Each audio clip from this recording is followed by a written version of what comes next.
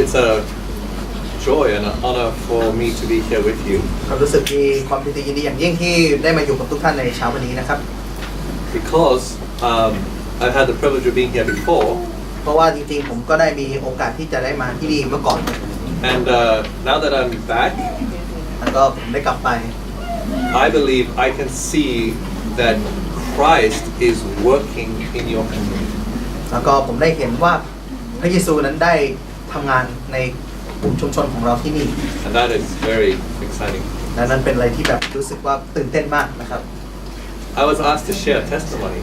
เลยอยากจะแบ่งปันคำพยานให้กับเราทุกท่าน about something in my experience. ก็เป็นประสบการณ์ส่วนตัวของผมเองนะครับ And I was wondering what I could share with you.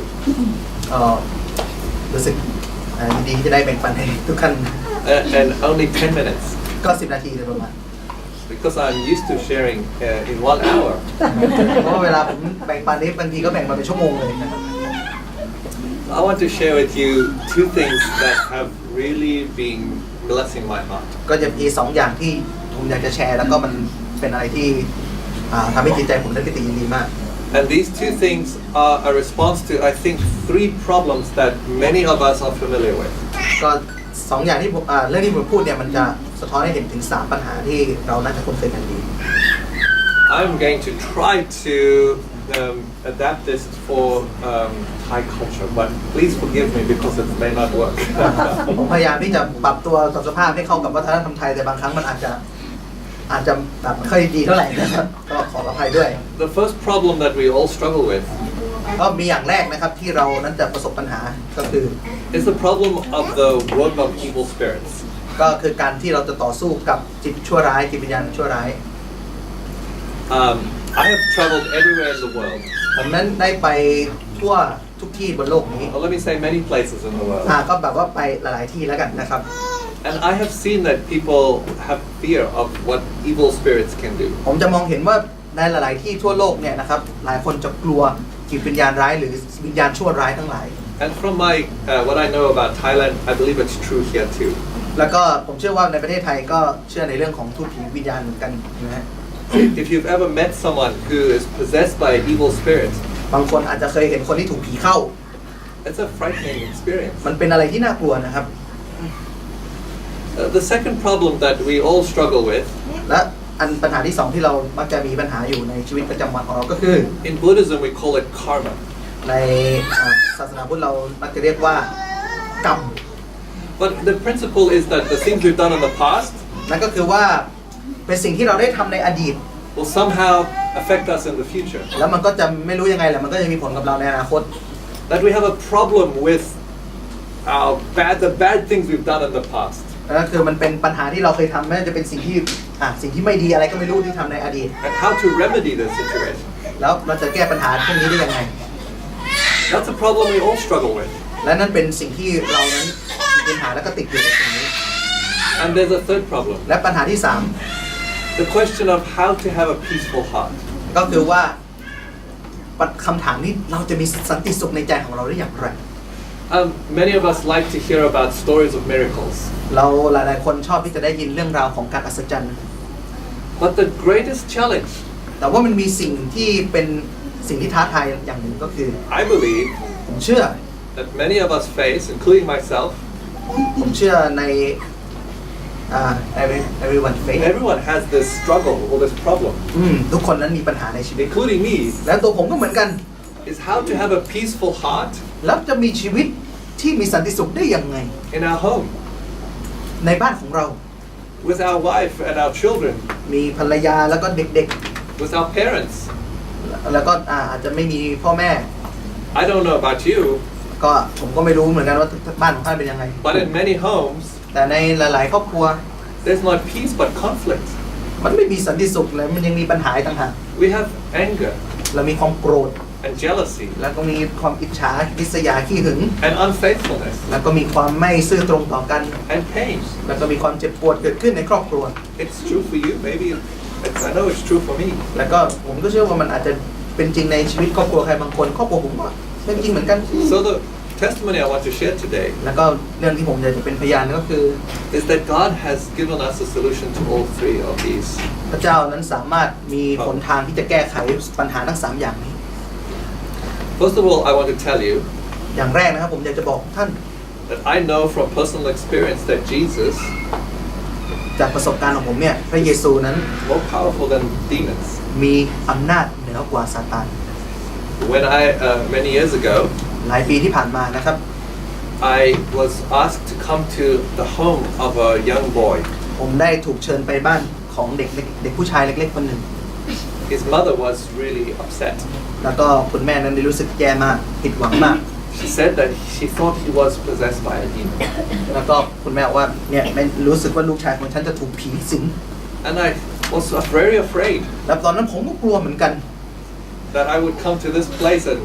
see something very terrible and strange. ผมกลัวว่าผมต้องไปในสถานที่ที่มันจะต้องมีอะไรที่น่ากลัวแน่ๆ So I invited a colleague to go with me. แล้วก็ได้ให้เพื่อนร่วมงานผมไปกับผมด้วยกัน And when I arrived, เมื่อผมไปถึงสถานที่นั้น it was very bad. โอ้มันน่ากลัวครับ He was sitting on his bed. แล้วก็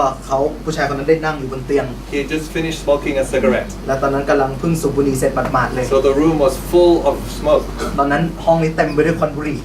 And when I saw him, his eyes were rolled back in his head. และตอนนั้นเนี่ยก็คือว่าตาของเขานี้นะฮะลูกตาดำได้พลิกกลับเข้าไปอยู่ในหัวเรียบร้อย So แล้ว I didn't see his it was just white. คือตานี่เป็นตาขาวเรียบร้อยเลยนะฮะ And when he spoke, แล้วเมื่อเด็กผู้ชายคนนี้พูดออกมา his voice was different. เสียงนั้นมันเปลี่ยนมันแปลกเนี่ยเสียงอย่างนี้เลย Just like you hear in the horror movies. เหมือนกับเราดูในหนังผีมันอย่างนั้นเลยแหละนะครับ I was afraid. ผมกลัวเหมือนกันนะครับตอนนั้น So I started to pray. แล้วตอนนั้นผมก็ได้เริ่มอธิษฐาน And I tried to remember what the special words were to say. แล้วผมพยายามที่จะนึกถึงว่าผมจะพูดคำอะไรออกมา But nothing happened. มันไม่มีอะไรเกิดขึ้น The voice said to me, แล้วก็เสียงนั้นได้พูดกับผม you can't have him. You can't have him. ก็คุณไม่สามารถช่วยเขา He ได้ belongs to me. ตอนนี้เด็กคนนี้มันเป็นของฉันแล้ว Like that. พูดอย่างนี้เลยนะครับมันเป็นของฉันแล้ว And then this voice said, everyone's mine. แล้วก็บอกว่าทุกๆคนมันเป็นของฉัน Even you are mine. แล้วก็แม้แต่คุณเองก็เป็นของฉัน And I was very afraid. และตอนนั้นผมก็กลัวมาก So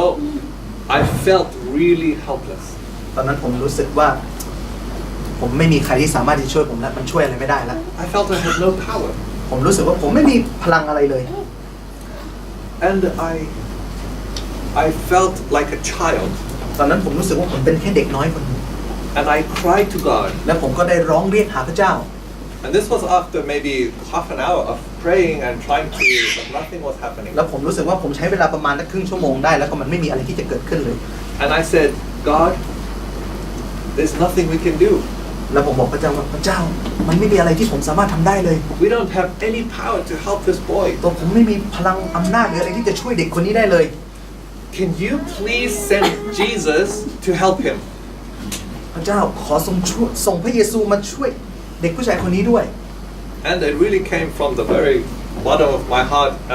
as a cry of desperation. แล้วก็สิ่งที่ผมได้อธิษฐานนั้นมันมาจากก้นเขาเรียกนะก้นหัวใจของผมนะฮะ And I'll never forget what happened next. แล้วผมก็ไม่สามารถลืมได้ว่าสิ่งที่เกิดขึ้นหลังจากนี้มันเป็นยังไง At that moment, ในช่วงเวลานั้นเอง the voice cried out, แล้วก็ได้มีเสียงร้องออกมา "Oh!" แล้วก็เสียงร้องโอ้ไม่อะไรเงี้ย And this boy was thrown onto his bed. แล้วก็เด็กคนนี้ได้เหมือนกับหล่นลงไปบนเตียง And the demon left. แล้วก็ผีตัวนั้นได้จากไป And what I learned from this experience และนี่เป็นสิ่งที่ผมได้เรียนรู้จากประสบการณ์ตรงของผมเอง is that I have no power. ผมได้เรียนรู้ว่าผมไม่มีพละกำลังอะไร But the person of Jesus Christ แต่ว่าพละกำลังนั้นมาจากองค์พระเยซู has power over demons. พระเยซูมีพลังอำนาจมากกว่าซาตานหรือวิญญาณชั่วร้ายทั้งหลาย My friends, this is good news. Amen. นะครับอันนี้เป็นข่าวประเสริฐนะครับข่าวดี When Jesus is with you, เมื่อพระเยซูอยู่กับเราทั้งหลาย when Jesus lives inside of you, เมื่อพระเจ้าอยู่ในใจของเรา the demons cannot be with you. ซาตานจะไม่สามารถอยู่กับท่านได้ There's two more problems. แล้วยังมีปัญหาอีก2 อย่าง What do we do with the sins of the past? เราจะทำยังไงเมื่ออดีตที่ผ่านมาเราได้ทำอะไรบางอย่าง And how can we live with a peaceful heart? เราจะสามารถใช้ชีวิตอย่างมีสันติสุขได้อย่างไร If you want to know more discussion of those two things, we'll talk about them this afternoon. ถ้าเราอยากจะรู้เรื่องอีก2 เรื่องนี้เราจะมาฟังในช่วงบ่ายนี้ Thank you. ขอบคุณครับ